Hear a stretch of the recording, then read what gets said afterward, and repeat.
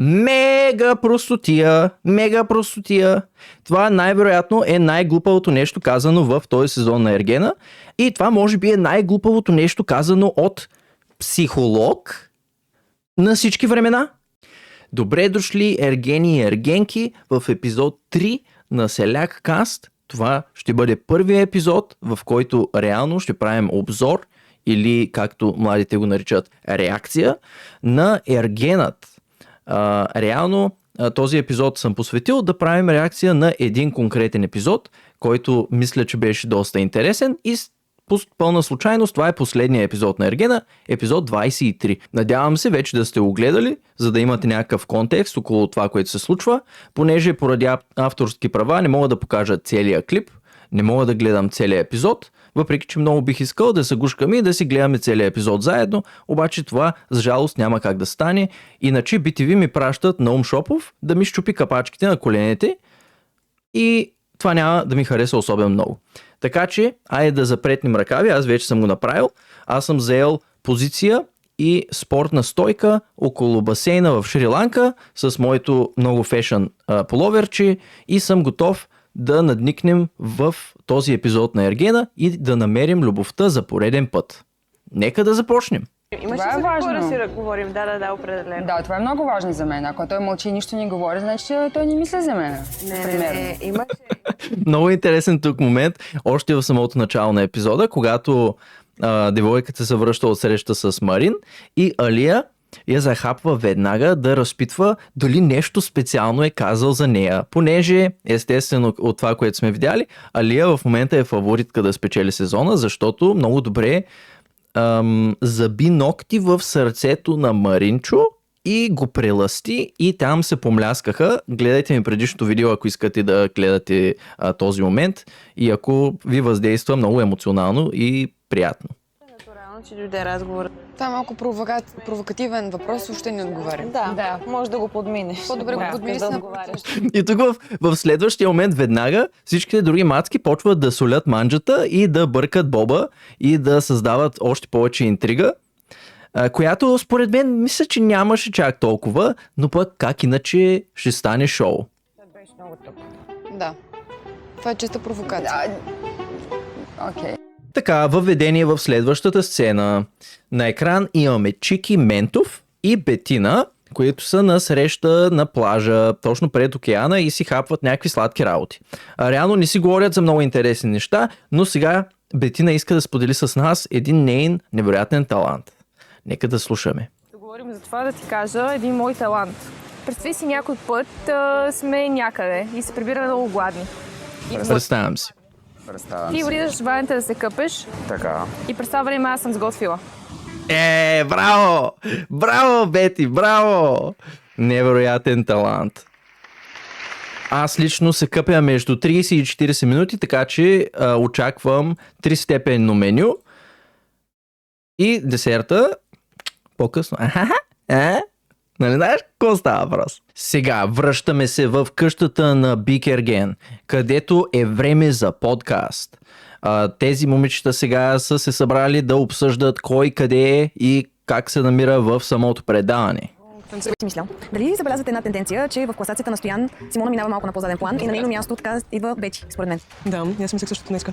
Дали това е защото Симона брутално унижи и натовари Стоян и му каза еба си тапака преди миналата церемония и на всичкото отгоре Стоян като истински чикименто, енигматичен джентълмен и даде Роза и тя като невероятна ергенка си я прие. Връщаме се обратно на Алфа Уин, плажът на любовта в Шри-Ланка, където Чики ще ни сподели най-дълбоко пазената си тайна. Готови ли сте? Готови ли сте? Сигурни ли сте, че сте готови? Нека разберем. Не знам дали ти го споделя това нещо. Как прецениш? Но май ще го направя. Трябва да знаеш една тайна за мене. Тя е много така сериозна, но моля те, наистина не казвай на никого. Няма. Тя си помисли, че е наистина. О, Боже Господи. Знаеш, че аз съм от Юпитер. Браво, Чики, браво. Пък аз си помислих, че ще споделиш някаква истинска твоя тайна. А той бил от Юпитер. Очевидно. Очевидно, че е от Юпитер. Само едни пръстенчета му липсват така въртят около него. Или това беше Сатурн. Тихо сега. Гледаме Ергена. Да. Просто Много кринджименто момент. Много кринджименто, брат. Не, стоп. не можем да го Стоп. просто... Кадър. Честно казано, мисля, че в юпитерската версия на Ергена Стоян може да има по-голям шанс да намери любовта. Не казвам нищо сега, нали? Има още половин сезон, но Чух повече неща за тебе и ми беше интересно. Надявам се, че ще имаме възможност да си поговорим пак. До нови срещи, да си... браво, Чики, браво! Нямаше неудачни докосвания, опипвания, обарвания. Точно. Възпитано, прегърна си момичето, целуна си го. Имаме много голямо подобрение. От миналите епизоди насам, както ако сте гледали за двамата човека, които са гледали предишните ми видеа, много се оплаквах от подхода на Чики. Мисля, че беше твърде агресивен и това някой от мацките доста ги плаши, особено като се има предвид, че сме в национален ефир все пак. Някакъв селянин ще вземе да те снима и да те коментира после онлайн в YouTube и после никой няма да го гледа. Доста си е, нали?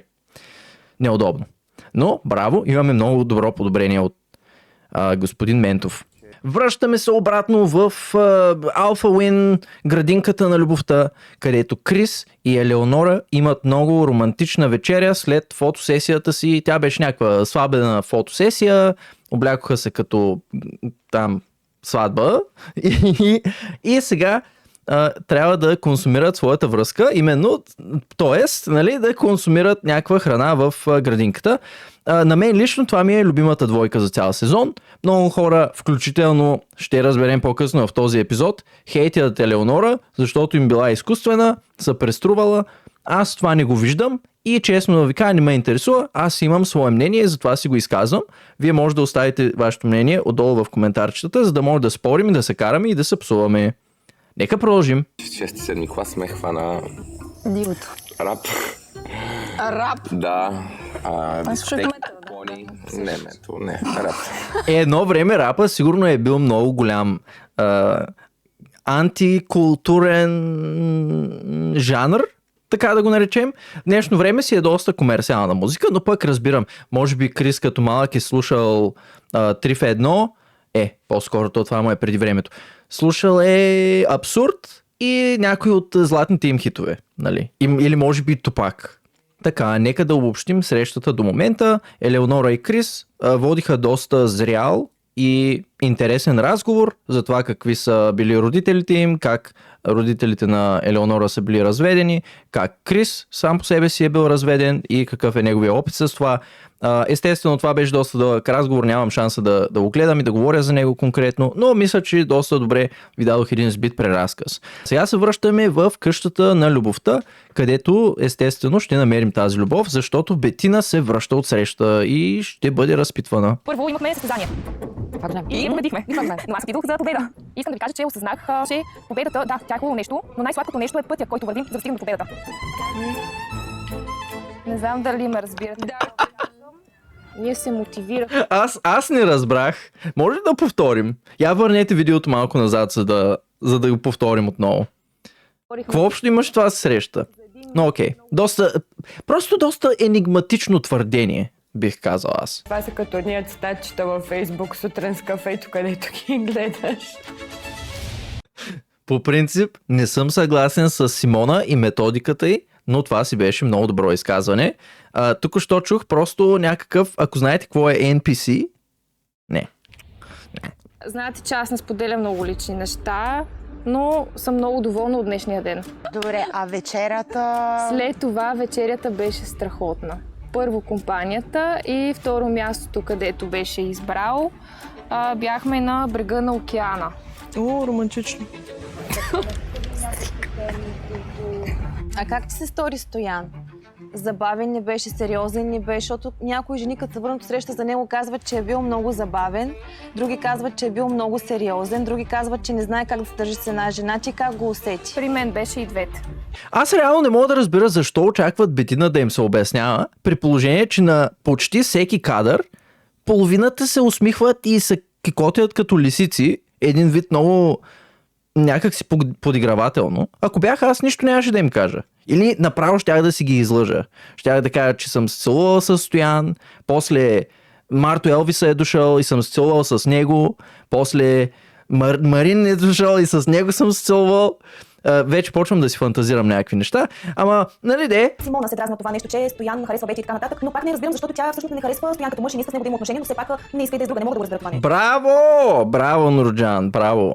Тук що каза това, което аз си мисля от поне 23 епизода, че Симона няма абсолютно никакъв интерес към Стоян и е там единствено за да го унижи и да го накара да изглежда като пълния буклук. Което аз не мисля, че той е. Връщаме се обратно на срещата между Крис и Елеонора, където те сега ще си приказват за начина, по който света се развива и на къде отива целият свят и дали реално искат да имат деца в такъв свят. Нека да чуем. Ти ли малко егоистично да създаваш поколение, което може би някой нещо страда? Мисля съм, че това наистина. И заради това идвам до отговора, че от съм себе си ще станат нещата, ще опрецънтя двама души. Няма да го пришпорвам. Браво, Крис, браво. Много зрял отговор. Това не е избор между 0 или 1, между истина или лъжа, между да или не. Това е избор, който двама зрели човека могат да решат за себе си дали да имат деца, дали да нямат деца и дали ги е страх, че света може да отиде на майната си или както някои други го казват, на майка си. И те да си взимат сами решенията. И това реално е бомбата, която по-късно в епизода ще води до голям конфликт между ергенки. Минаваме през закона и съм окей. Като и си оканка себе си, дори ако съдбата не ми отредила да им човешко създание да съм създал, аз съм окей. Отново, Крис, много зряло поведение, много зряло изказване. Между вас двамата си, ако си намериш жена и тя съответно си намери мъж, с който искат да имат деца, това си е тяхно решение. Кое е важно? Просто аз съм много в мъжка енергия по принцип. А ако срещна мъж, който успява... Объркахме си енергиите пак. Рупецова! Рупецова! Добре, а ти ще Аз веднага падам. В смисъл, ще бъдеш ли против? В смисъл, автоматично ще произлезеш, ще се отдадеш ли? Точно това ако е, проличи. Няма как. Няма да се бориш срещу мен, когато аз искам да те вкарам в женската ти роля обратно. Я влизай в женската ти роля? Я обратно? Сега се връщаме в Alpha Win, кочината на омразата, където предстои да стане голям сблъсък на мнения. Повечето от тях са много глупави мнения, с които аз няма да съм съгласен, много добре ще си го изразя, но нека да разберем какво всъщност предстои да се случи. Както всички видяхте, аз днеска изпаднах в лека паника, защото първата групова среща бебета, втората групова среща сватбена рокля и аз малко викам, wait a minute, нали, много ми дойде и това... Аз само да питам защо си изпаднала в паника при положение, че Кристиян още с влизането в формата и визитката имаше такава заявка, ако си видяла и чела. Защо?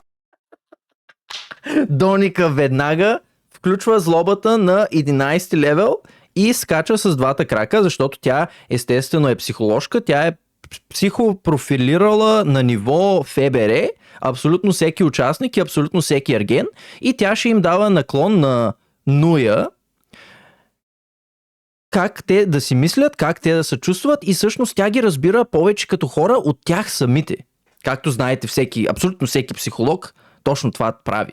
Защото аз нямам достатъчно време да опозная този човек и на мен ми трябва време за... Представи си, че искам да опозная някой на среща лично, вместо да му гледам визитката в ергена. Съм сигурна, че аз бих казала да на този човек. Но аз не мисля, че той ще я притисне, тъй като той на първия ми разговор с него ми сподели, че не е на 100% готов за втора сватба, така че според мен това ще е процес, който двамата... Абсолютно, точно това обсъдихме с него и го изяснихме и аз вече съм изключително спокойна, че... Ама все пак, айде сега хора да се замислим. Според мен те трябваше да питат Доника дали им позволява. Дали тя какво мисли по въпроса? Защо не я поканиха на среща всъщност тя да е третото колело и всъщност да им подсказва и да им казва коя е правилната насока за тях самите. Защото все пак Доника няма да отиде на среща, въпреки че праща писма на Крис всеки ден, като Пейо от Имаш поща, ако си го спомняте с една хубава шапчица, или писмото от Хогвартс, и ги разхвърля наляво надясно, все едно е някакъв пощальонски гълъб. Но Доника, съжалявам, ти не си фактор, не си избор и Крис просто не те харесва. Ако искаш да насочиш тая злоба към жена, която той всъщност харесва, това си е абсолютно твое право. И аз като абсолютно пълния селяк ще те критикувам за това, защото аз това правя. Добре, от другите момичета разбрахме, че той иска голяма българска сватба с традиции, с ритуали и така нататък. Браво, Миме! Браво! Смени темата към нещо позитивно, за което може да си говорим по позитивен начин, а не да злобеем и да говорим за изборите на другите хора, дали те искат да имат деца и всъщност как аз ги познавам по-добре от те самите. Така че той е адаптивен човек, така го виждам. Да. В случая явно ти си адаптивен човек, защото доколкото си спомням в други разговори. Влизаме отново с двата крака. Това е червен картон за Доника. Това е червен картон. Трябва да го погледнем на видеоасистент рефера, но определено влизане изотзадзе с двата крака. Не може. Никога не съм казвала. И това очевидно смисъл си е чиста типична завист и злоба към жена, която беше избрана от жена, която не беше избрана. И е доста смисъл, нали, липса на усещане. Такова нещо. Явно не съм чула. Правилно. Пак се появява темата за деца, най-вероятно, защото тя е убедена, че аз сигурно играя някаква игра, искам да излъжа Крис, да го спечеля, без обаче да му дам това, от което той може би има нужда. Не знам в нейната глава какво е. Ама вижте сега, това е една игра. Това е реалити формат за запознанства и реално за да си направиш пиара и за да имаш повече популярност. Любов в Ергена е, че толкова срещана, колкото любов в сделка или не. Аз съм давала примери с моите родители. Баща ми на втората среща каза на майка ми: обичам те, женят се и вече са 35 години заедно. Да бе, ама има много хора, които си казват на първа среща, че се обичат и после се разделят. В смисъл, това е някакъв чист анекдот и тя като психолог трябва да знае, че това се казва анекдот. И това не репрезентира как нещата всъщност се случват в обществото и как всички останали трябва да се държат. Това е едно нагло и долно поведение. Браво, Гори! Не знаейки човека срещу тебе, в каква позиция е и проблема, че Доника атакува на тази тема от ден едно. Всеки има право да има своя... Браво, Гори! Аплодисменти за Гориция за пореден път. Един много чист, зрял, разумен човек и се надявам да намери любовта. Най-вероятно няма да е в това предаване, както обсъдихме, това не е точно такова предаване, но тя със сигурност ще намери любовта, защото е чудесен човек. Или поне така изглежда по телевизията. Система, вярвания, разбирания, да вярва в любов от пръв поглед, в брак по сметка, проверки и така нататък. Тук има ясна проява на ревност от страна на Доника. Това е чист парадокс, между другото. Психолог с абсолютно пълна липса на усещане какво е адекватно да се говори в национален ефир по адрес на други хора и какво е адекватно да се приказва в такъв реалити формат. Но пък, за сметка на това, за мен е контент. Така че, обичам те, Доника, не по този начин, нали? Ама като реалити звезда. Браво! Ти колко срещи имаше с Кристиан до сега? Ти защо? Опа! Хвана я. Ма не, аз те питам.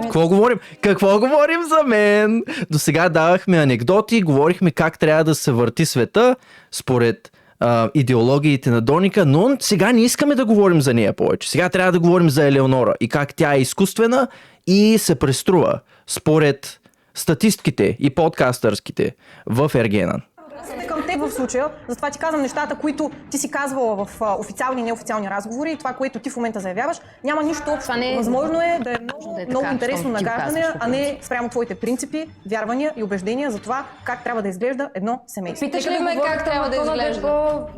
Или ми насаждаш думи, които ти си чула и си интерпретирала по твой начин? Какво съм чула точно това е и твоето с теб мнение. тези разговори сме ги водили неофициално пред камера и все още не с микрофони.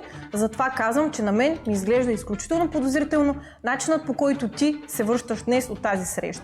А на мен не това точно, защото тя... Това, между другото, е абсолютно моята физиономия в момента.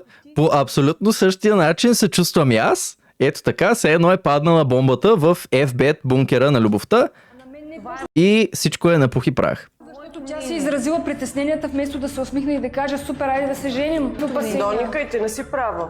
В момента това е абсолютно лична нападка. Въобще не си права в това, което правиш. Това не е нападка. Това не е нападка, аз просто изразявам мнението си по доста екстремен начин, използвайки анекдоти, които да подсилят мнението ми. Това е мое мнение. Не, напротив, нападка е, тона ти е с нападка.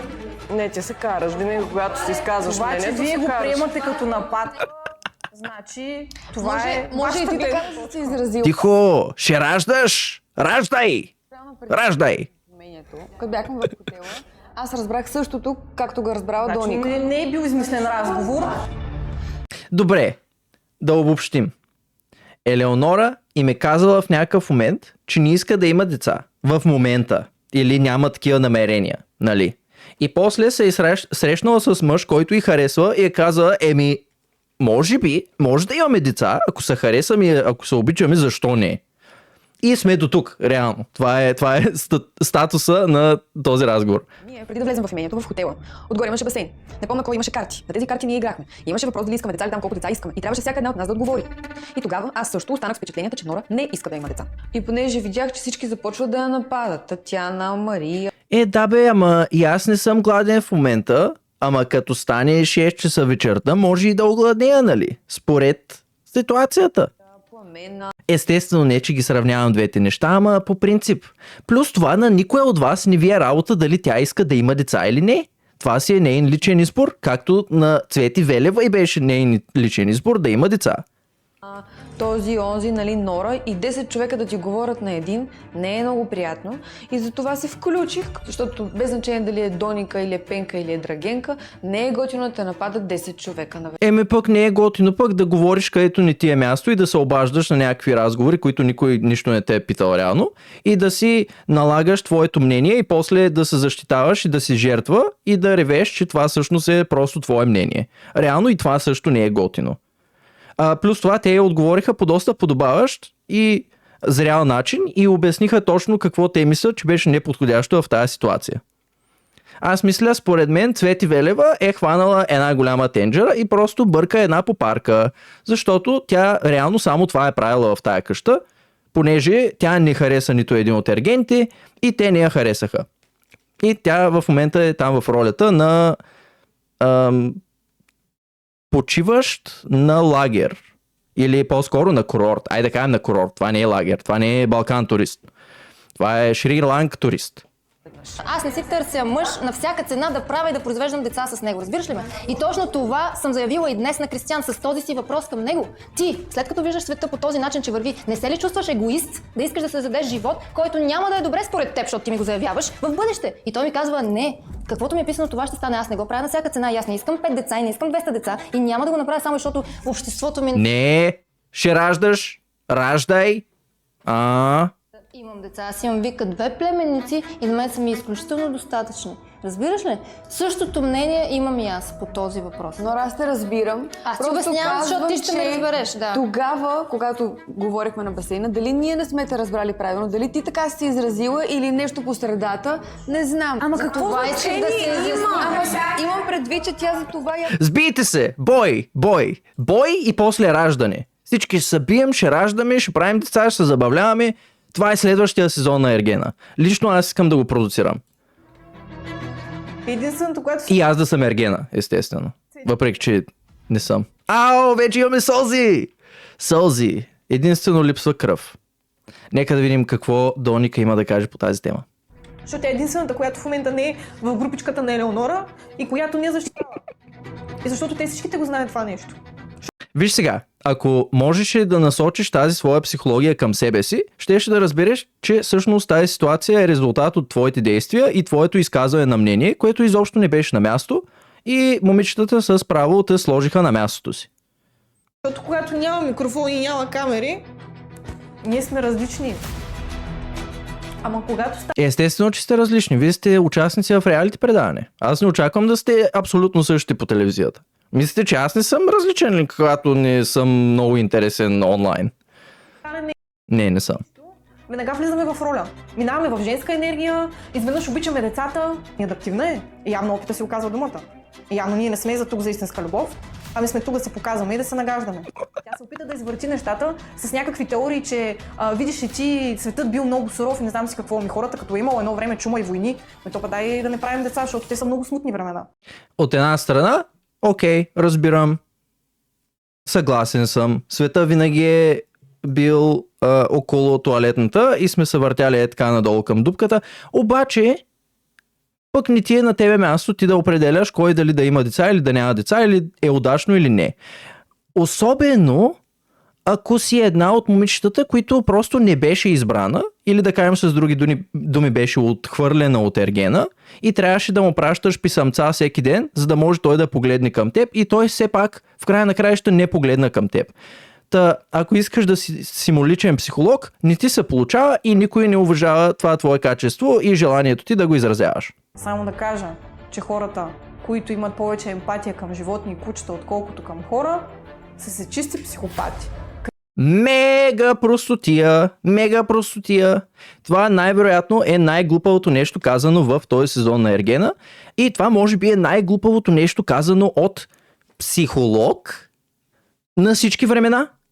И ако Доника не си беше намерила дипломата в Snacks Lucky Boy или като награда от яйце Киндер, щеше да знае, че психопатите се раждат психопати и един от първите признаци на това дали те са психопати или не е, че не изпитват емпатия към абсолютно нищо. Много от психопатите като деца измъчват животинки и ги тормозят и си ги убиват, защото те не изпитват емпатия към тях. Така че това, особено от някой, който твърди, че е психолог, е абсолютно пълна простотия и е фактически просто грешно.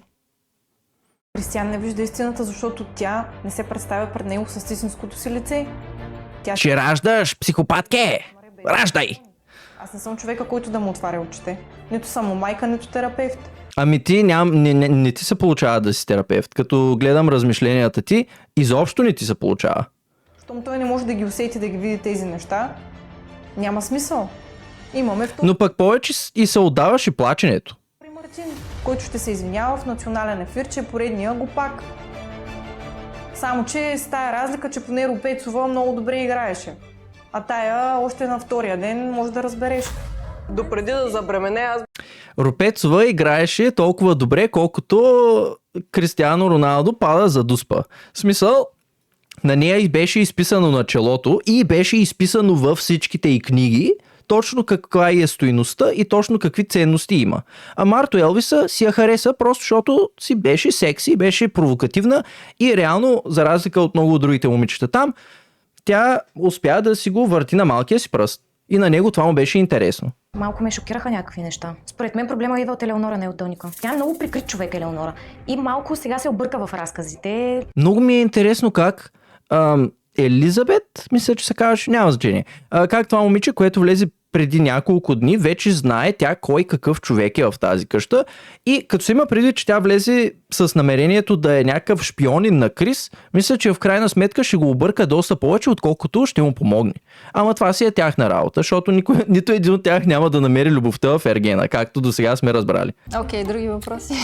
Нещо за брака на твоите... Трябва раждаш! Раждай, не съжали. Така да изригне. И Доника, мога да ти заявя, че аз от 11 месеца гледам племенница, както той гледа неговите племенници.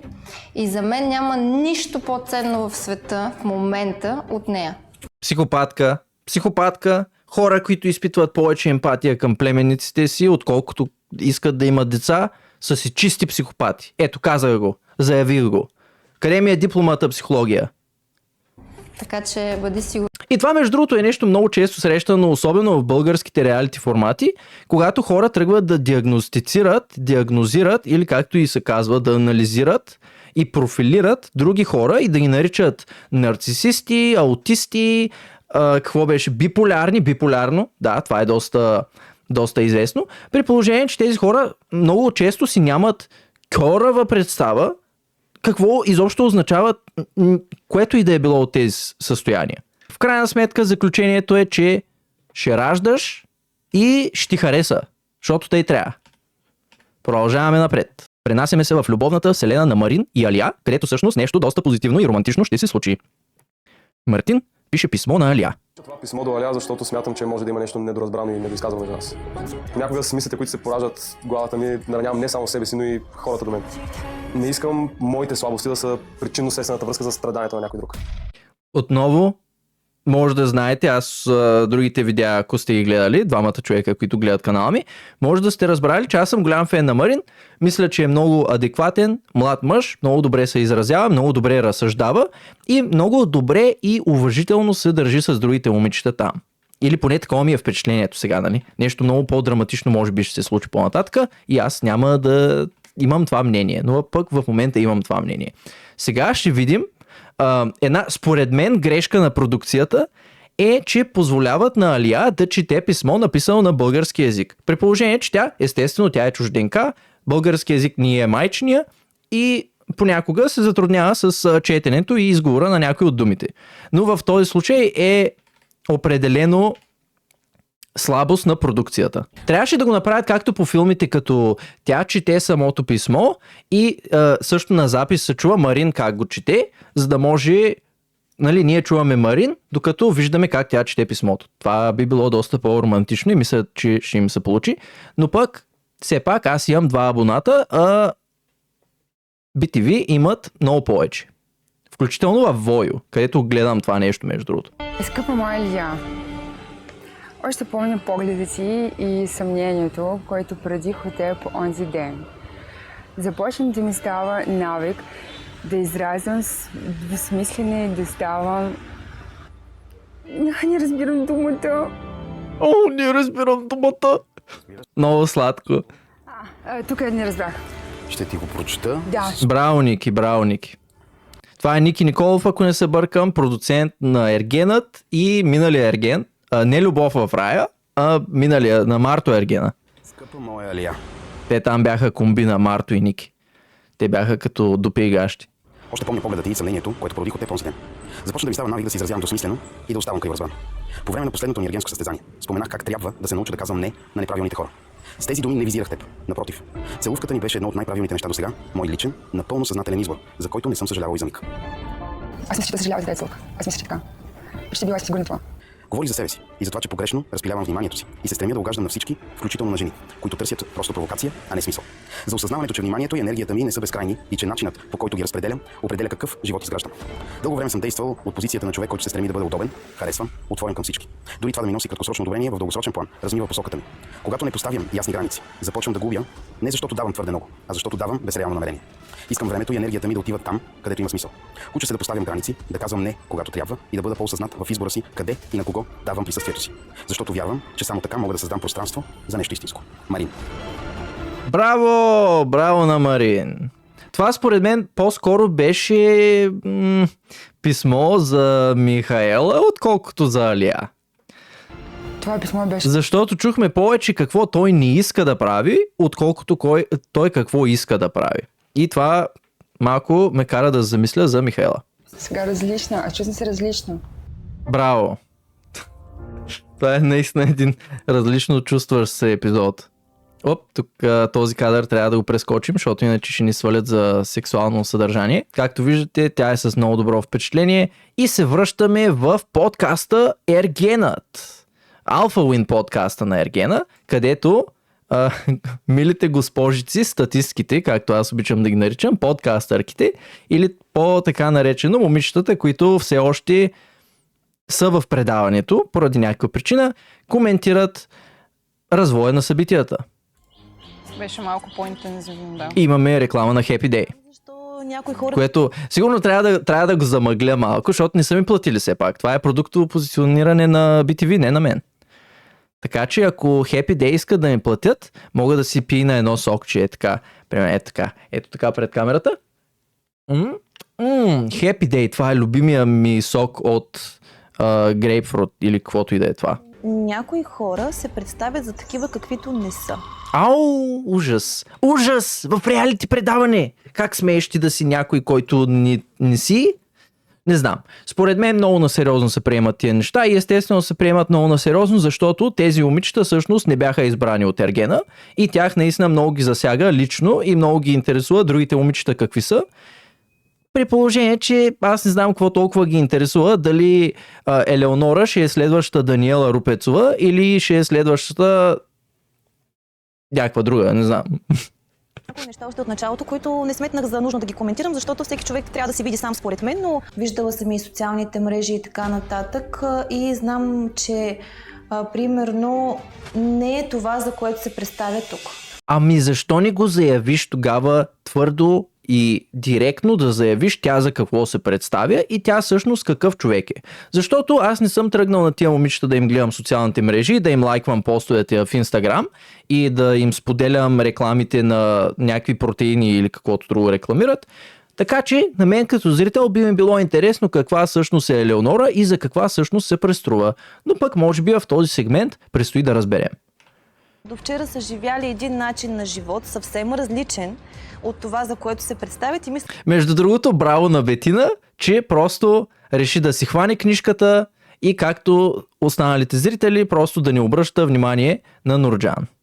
Че хоп, ето така, само за един... Да, и сега нещо трябва да си подпише там, да си запише. Станат такива, които са... Ама това не е подкаст! Това не е подкаст, Бети. Трябва да се включиш, трябва да изявиш някакво мнение. Кажи им поне, да, съгласна съм. Съгласна съм, Нурджан. Много добре казано. Много добри в обществото и така. Или поне да я заменят с някой друго момиче. Айде да хванат Цвети Велева. Айде Велева да се смени в 90-та минута да вкараме един гол. Айде. Помнят. Това, което съм видяла навън, аз започвам да го виждам и тук. Ти лъжеш как да си мислиш, че тя е тук за правилната причина, наистина за любов. И те хората не са слепи като цяло, че не може да си някой друг да си заключи. Аз това не мога да го разбера. Добре, всички са там за любов. Обаче, в един момент е очевидно, че Ергена не те харесва по този начин. И това става въпрос за тях двечките. Бетина малко изключение, защото Стоян, нали, обръща внимание, може би я харесва. Но Крис не ги харесва тези момичета, Марин не ги харесва тези момичета, те това си го знаят и най-лесното би било те да си признаят, добре, той не ме харесва, ще му откажа Роза и ще си тръгна за България. А ако си там с наистина чисто искрени чувства да се сватосаш с готин Ерген, просто щеш да си тръгнеш, като виждаш, че няма смисъл. И то турбата с такива момичета става доста голяма. Имаме Цвети Велева, тя е там на курорт. Имаме Симона, която е там на курорт. Тя не харесва нито един от ергените. Тези двете момичета, които са там на курорт. И другите момичета, които отпаднаха, нали, те вече си отпаднаха, няма тях какво да ги коментираме. Социалните мрежи, да си изтриш снимките и клиповете и да станеш, примерно, много добра жена, порядъчна и така нататък. Аз пък мисля, че Крис точно такава жена би си харесал, която ходи по дискотеките и са кефи на живота и е готина. Нали, това си чисто мои впечатления от впечатленията ми от Крис. Той изглежда, че има доста шеговита страна от себе си, доста добро чувство за хумор и му харесва да е парти човек. Нали. Или поне на мен така ми се струва. Ама в крайна сметка не знам какво се бъркат в тая манджа и какво се опитват да солят тая манджа, при положение, че те нямат нищо общо с тази ситуация. Тук да каже, аз обичам да си обикалям, обичам да се забавлявам, да хода по парчета, което не е лошо. Обичам... В смисъл не може да... Което, между другото, те си го приказваха това на срещата. Аз може би няма да ви я покажа, защото тая среща е 20 минути и както ви казах, ако ви покажа повече от сигурно 10 секунди клип, Наум Шопов ще ми чукне на вратата и после ще ми щупи капачките на коленете. Нали, не заради друга причина, но авторски права. Представиш за някой друг. Просто ако беше дошла и да каже аз съм така и така, не ми пука, щеш да е окей. Има всякакви хора. Санта Китана я приех като приятелка. Да. Ужас! Как може да я приемеш като приятелка? Тя се облича по провокативен начин, защото е такъв човек. Човек да се облича оскъдно. Не може. Ама вие какво правите в Ергена? Сериозно? Ако сте такива моралистки, ако сте такива консервативни, какво правите в Ергена? Това не е семинарията. Разбирам с нея. Аз по принцип съм против такива жени в живота, но тя е против такива жени. Аз съм за такива жени. Ако вие сте такава жена, оставете коментар Ерген. И аз ще ви го харесам. Подкрепям такива жени. Те всички я приеха. Когато човек вижда несъответствия и виждаш човека се преструва, тогава вече аз започвам да се дразня. Ама вие сте толкова завистливи и злобни и аз щях да се преструвам пред вас. И аз щях да ви казвам някакви прости, колкото да ви замъгля ученцата, защото изобщо не ме интересува за вас. Аз не знам тя какво е длъжна да им се обяснява и да им се издължава. И те ще продължават да си правят тия подкасти, защото те там в къщата очевидно нямат какво друго да правят и ще продължават да злобеят. Не знам какъв всъщност е смисъл тя да им се обяснява на тях, сякаш са и някакви. Аз в ежедневието виждам, че постоянно пуска някакви хапливи коментари, говори лошо, има такава, напада хората по някакъв начин. Айде да го видим. Айде да го видим сега продукцията, да ни го покажат Защото и аз искам да го знам. Естествено, това те си говорят и това много ме дразни за тези предавания, че половината от времето си приказват какво е станало извън камера. И какво е станало ние, когато не сме го видяли. Ами да ни го покажат тогава, да ги снимат, да ги записват. Нали това е цялата идея? А не те да си водят най-интересните разговори в спалнята вечерта, когато си лягат да спят. Не, че намеквам, че искам да ги снимат в спалнята. Това би било много по-различно предаване. Трябва да сложим червена точка. И аз би го гледал. Ама не би го коментирал. Аз гледам думите, които използва. Когато бяхме там да коментираме за любовниците, тя беше казала една много гадна дума за мен. Всички искате да изтряскате Марин. Ау, ужас! Как ще кажете такова нещо? Мале, как ще искат да изтрясквате? Трябва да използвате правилната дума, да изчеластрите някой. Не разбрах смисъл от началото и Ха?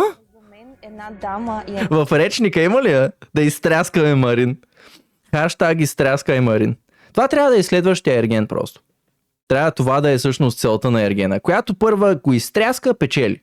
една главна счетоводителка в живота си няма такива думи. На мен даже през... Що пък да няма? Тя това дори не е някаква неприлична дума. Ари, моля ви се сега. Моля ви се. Монахините, по-спокойно.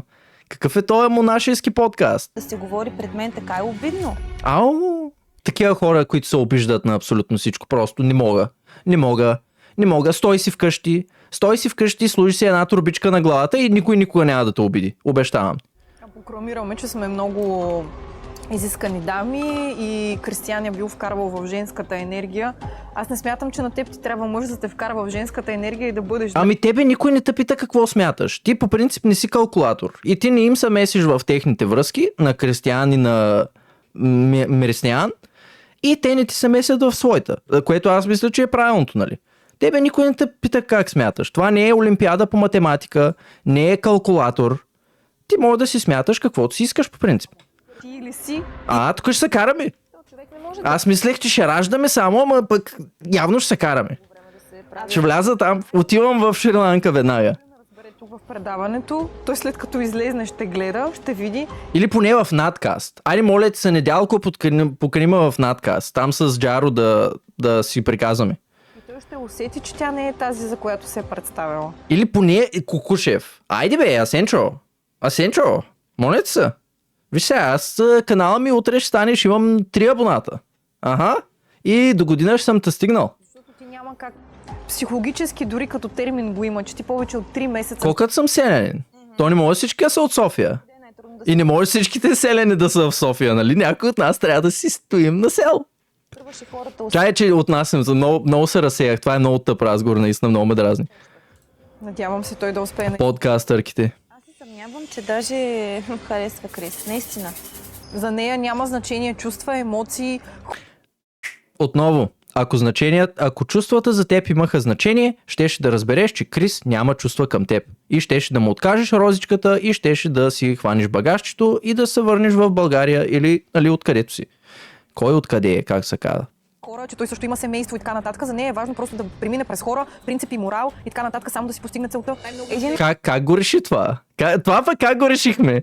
Това звучи много драматично и филмарско, като цитат, нали? За нея е само единственото нещо, което има значение е тя да мине през всеки и да си постигне целта. Но това аз не го виждам. И все пак сме в ергена, нали? Моите девизии не на всяка цена. В крайна сметка всеки иска по едно пръстенче алтън баш и да отиде в преди обед и да каже как всъщност те са се разделили след една седмица, защото са разбрали, че след 2 месеца заедно всъщност не са един за друг след една седмица. Аз съм сигурна, че Крис и Елеонора навън нямат никакъв шанс да бъдат двойка. Ами вие и вътре нямате шанс да бъдете двойка. Това за мен е проблема. Защото те поне са убедителни. Виждам ги и си казвам, добре, те изглеждат сякаш наистина се харесват и имат някакво бъдеще заедно. А Нурджан и който и да е било мъж в рамките на онази къща нямат абсолютно никакъв шанс, дори в рамките на предаването. Извинявам се, нали, ако съм малко груб, просто съм експресивен и обичам да си изказвам мнението, както тези момичета, които гледахме досега в национален ефир. Нека продължим нататък. Пренасяме се в следващата сцена, където Марин и Мишето са на обяд в някаква интересна къщичка. Забравих вече къде беше. мисля, че въвеждат правила вече да няма богат ерген, беден ерген, а всички ергени да са бедни. За да видим, нали, как се казва, като се женят в богатство и в бедност и в еди какво си друго. Това е среща между Мишето и Марин, която има леко кисел привкус, защото той иска да й намекне една новина. Искам да разбера, ако ме харесва, защо наистина ме харесва. И ако е така, защо не е малко по-активна в това да ме опознава и да разбере просто какъв човек съм. Много важно, между другото, наистина, както казах, фен номер 1 съм на Марин и искам също да кажа, че това е много правилно мислене, защото когато една жена е хлътнала по един мъж или обратното, това се случва при всички хора, това нещо ни замъглява съзнанието и ти приемаш човека какъвто и да е, защото теб всъщност не те интересува той какъв е, защото ти вече си хлътнал по него. И това се случва в този момент според мен, нали? И очевидно според Марин, с Михаела. Тук си играя с един контакт, между другото. Това е като купче на Рубик, само че заселени е контакт. Най-обикновен адаптер за контакт. Прекрасно. Напишете коментар, ако искате да ви подаря един такъв. И няма да ви го подаря, защото те неща струват пари все пак. Ай сега. Като ме спонсорират Alpha Win тогава. Но да, продължаваме. Очаквах се целката ми да и двамата да почнем да ровим още повече един в друг и да искаме да разберем повече за другия. Това някак си не се случи. Аз мисля, че имам що годе добра представа защо това може да се случи, защото когато двама човека, които се харесват, се целунат за в пръв път, тогава реално са гаджосани, така да си го наречем. И те вече си се харесват, и те вече са си, нали, като двойка, и това и кара да полагат малко по-малко усилия, отколкото преди да се бяха целували. И това мисля, че се случва в този случай. И след като Михаела целуна Марин, тя стана доста по-уверена в тяхната връзка и каза, че нямала нищо против той да отиде и да обиколи всичките мацки и накрая така или иначе ще да се върне при нея. Обаче разбираме как това може би няма да се случи.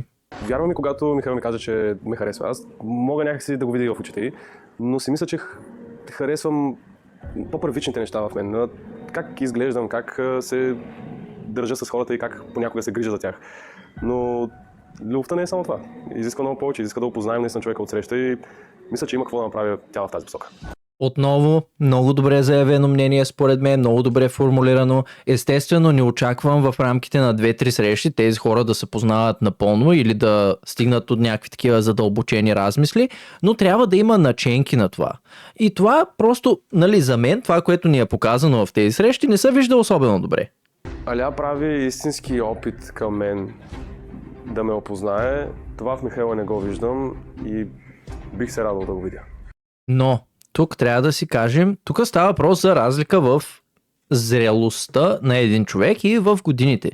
Алия мисля, че беше някъде към 32, нещо такова, а Мишето е на 20 и няколко, нали, на 23. И в такава степен не смятам, че човек, нали, не е всеки човек, но понякога се случва, че не си достатъчно формулиран като идентичност, за да може наистина да водиш някакъв по-задълбочен разговор с някой друг човек. Нали, пак казвам, става въпрос за различните хора, контактчето ми е съгласно с това и това си е мое мнение, нали? Аз не, че не се опитвам да... И ако не сте съгласни, това е, защото сте тъпи, сте комплексирани и сте завистливи и злобни. За това. Айде да се караме в коментарите. Тази сигурност и спокойствие вече ги намирам и в други хора тук, в които пък има и нещо повече. Има една виталност, една жажда за живот и истинско желание да ме опознаят такъв какъвто съм. А не просто да ме приемат, без да знаят какъв съм всъщност. Точно така, браво Мартинчо, браво, много добре казано. Както и аз го казах, което беше базирано на това, което той каза, нали, не е хубаво някой, когато просто е толкова влюбен или, нали, си пада по теб до такава степен, просто да се те приеме, защото си те кефи в момента.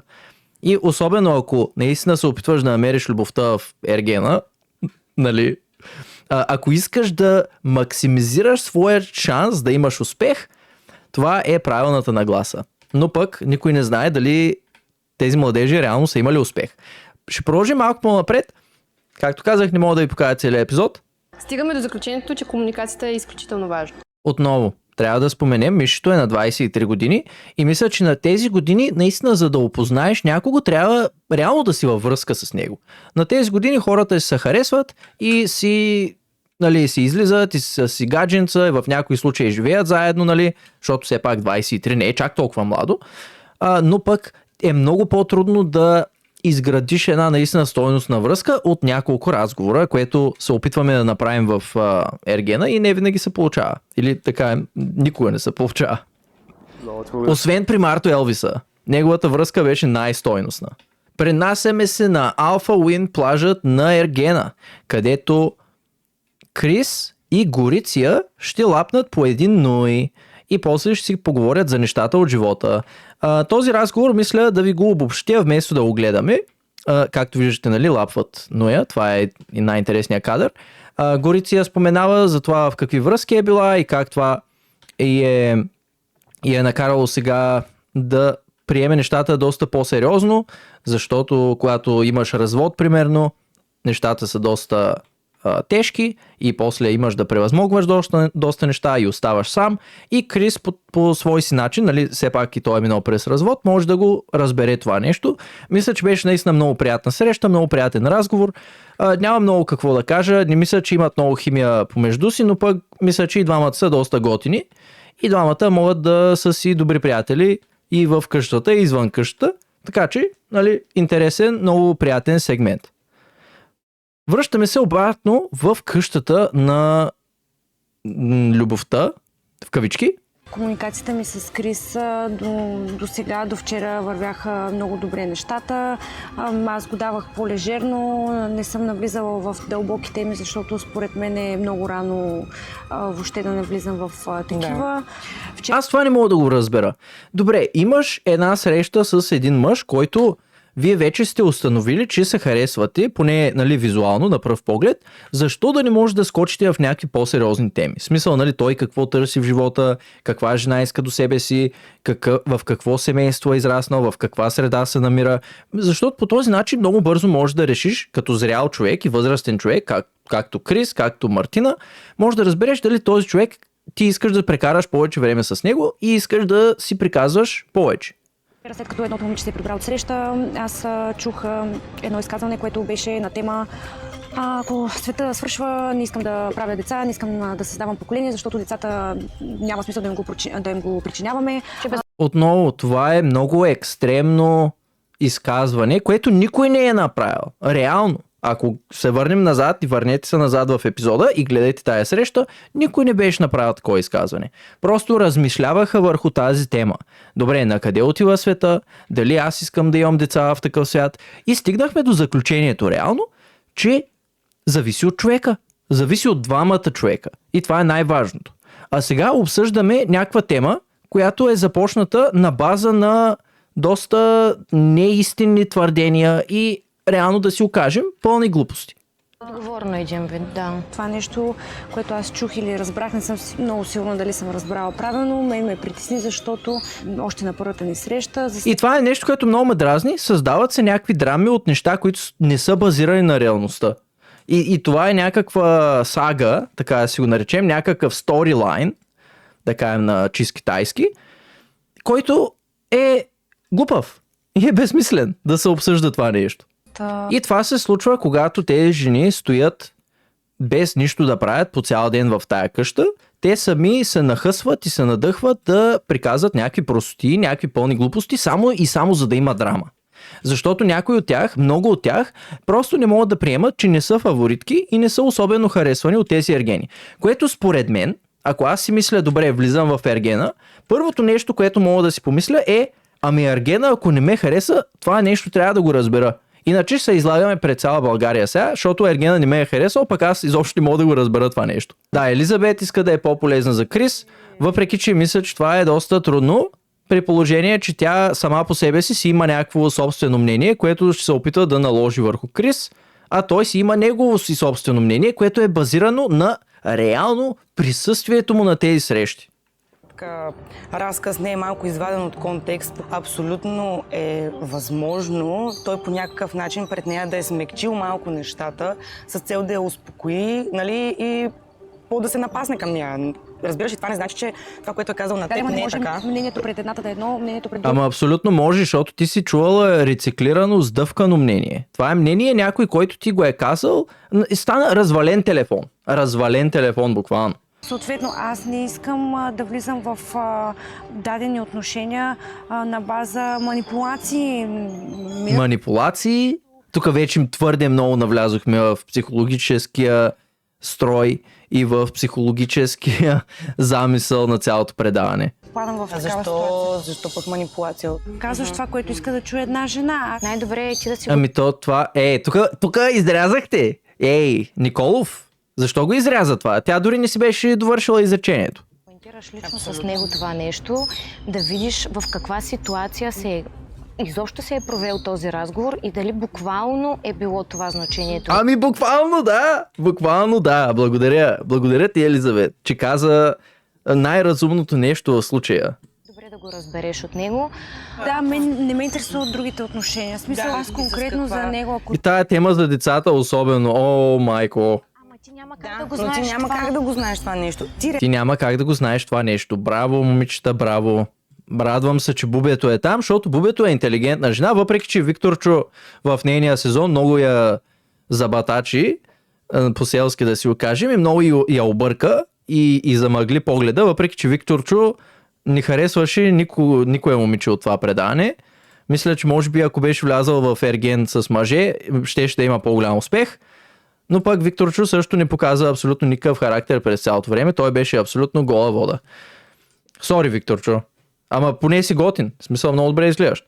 Пренасяме се на плажът на Чики, където Чики е на среща с Илианка, която му е сегашната фаворитка. Тази среща беше окей. Няма много какво да кажа, пак лапнаха по един Нуй, защото без Нуй няма...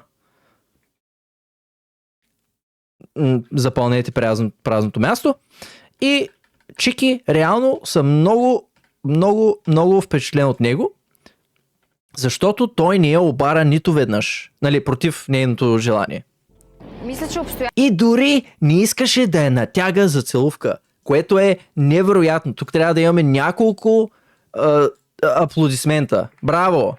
Не, няма да се смейте, не е смешно. Само аплодисменти. Браво! Браво, Чики! Обстоятелствата тук накараха Стоян да бъде прекалено критичен към себе си, защото в началото това не го виждах в него. Когато и двамата няма... Виж сега. От нещата, които съм чувал в надкаста с Вероника, тези момичета са го съсипали това момче от коментари постоянно. Постоянно. Вярвайте на Вероника, колкото искате да си вярвате на Вероника, това си е ваше право. Аз мисля, че доста от нещата са по-близко до реалността, отколкото до лъжата. И мисля, че Чики това доста го вкарва в някакъв филм, защото той е, готин пич, ама е доста енигматичен по свой си начин и това не е за всеки. И подхода му не е особено тактичен и това му създава доста проблеми. Обаче пък, ако аз бях в национален ефир, да се опитвам да се зарибявам с 20 момичета, от които повечето те просто не ме харесват и дори не се опитват да се преструват, щеше да е доста трудно. Ама пък нямаше да скоча гол в басейна. Обикновено е трудно да разбираме... Много готина шапка, бе, Чики. Няма да пускам пак аплодисменти, ама умствено си пляскам. Много готин. Не знам как го правиш, но дори в момента, в които ме гледаш и се едно ми се караш за нещо, дори тогава някак си изпитвам един здравословен емоционален комфорт. Аз помислех, че ще каже нещо друго. Помислех си, че ще каже възбуда. Но браво, Чики, браво, този път не я натегна за целувка, знаеше си, по-тактичен си, научи си урока и мисля, че може би нещо ще стане, тук въпреки, че малко се барат. Ама то е със взаимно съгласие. Виждаш, че и тя е малко усмихната и тя малко сега се поотпуска. И това все пак трябва да запомните, че това е пред 1000 милиона камери, микрофони, редактори, сценаристи, режисьори и някой друг комодски варан. Не ми е лесно на моменти, но... Не, брат, не! Тък му го похвалих и почва да я мирише и да я целува и да я ближи. Не дей, Чики, по-внимателно. Така, комплиментче и толкова. Аз не искам да бързам. Хубава коса, готин парфюм, хубави очи, ама до там. С физическата близост към Иляна, защото така го усещам и нея. На мен Иляна ми е много повече от една целувка. Аз не съм дошъл тук за целувки, аз съм дошъл тук за истински отношения. Браво, Чики! Браво! Бих станал на крака да ти пляскам, обаче ще видите, че съм по пижама. Така че няма да го направя, а си представете, че съм станал и съм пляскал и е било много готино. Така, това е прекрасна среща, невероятна среща. Ще прескочим до тайната среща на Елизабет и Крис, където тя ще му почушне в ухото някакви неща, които той трябва да знае. Не знам дали ще ти хареса това, което ще ти кажа, но не искам... И няма да му харесат. Елеонора, според мен, играе някаква игра. Пред камери е много различна. В къщата, когато няма камери, мисля, такъв много се усмихва, когато има камери, по-любезна е с хората. Когато са те там си една групичка и са си само те, няма... Аз не мога просто да пробия там. Ами, може би това има нещо общо с факта, че всички сте групички и там е малко като кокошарник, наклонена черта, змиярник, където ти не можеш да имаш доверие на абсолютно никого, защото в следващия момент отиват на синхрон или отиват на, както аз го наричам, подкаст и сядат на двора и почват да коментират всички. Така че и аз бих бил доста фейк в такава ситуация, защото вие просто не заслужавате нещо по-различно. Те са тя, Татяна и Мишето. Okay. Там не мога там не мога да пробия просто. Опитвала ли си нещо да заговориш с Опитвала съм животни, нещо такова? Точно това. Аз пък мисля, че тя, Татяна и Мишето са най-готините в къщата. Може дори да сложим Санта Китана, въпреки че тя е доста по-необуздана, Китана необуздана и доста по-експресивна, което не е за всички, нали? Тя си казва нещата както си дойдат и изобщо и е през китанката. Не можах да намеря път към нея. Според мен, такива разговори още повече объркват Крис. Той си е достатъчно объркан да трябва да се занимава с жени, които го канят на срещи, пращат му писма, профилират го психологически, питат го дали иска деца, после се карат дали той иска деца или не и става развален телефон в змиярника, което е абсолютно пълна трагедия. Да те хвърля малко в емоцията. Хвърляме се в емоцията. Айде, готов съм. Аз съм на Alpha Win трамплина на емоцията и съм готов да скоча напред с главата и да си щупя ченето в парапета. Последователността, виждаш и така нататък, емоцията, тръпката, химията. Ами виждам ги тези неща, те се усещат. Въпросът е там, че все още аз не съм се отпуснала до толкова, че да си позволя сякаш да се случи нещо. Но ако ги нямаше, то може би щеш да си личи. Със сигурност. Еми да, щеш да изглеждаш като Симона. Добре, но ще видим дали нещата ще им се получат или няма да им се получат в следващия епизод на Селяк Каз, т.е. следващия епизод на Ергена, ако изобщо има такъв. Така че благодаря, че гледахте. Може да се абонирате, за да гледате повече такива неща. На мен са и много забавни за правене. Приказвам си някакви глупости. Ако на вас ви харесва да ги слушате, слушайте ги, абонирайте се, лайквате, спонсорирате ме. Чакам Alpha Win, аз им дадох толкова много реклами този епизод, чакам да ми пишат, да ми се обадят, да ми пратят едно писъмце и да се спазарим за някакви продуктови позиционирания, за да може ето тук, като пия вода следващия път, ето тук да пише Alpha Win и това да е Alpha Win елексира на любовта. Та, ето, вече имам прекрасна идея. Айде, ще се видим другия път. Аз отивам да копая и вие отивате да си правите каквото си правите. Айде, чао, чао.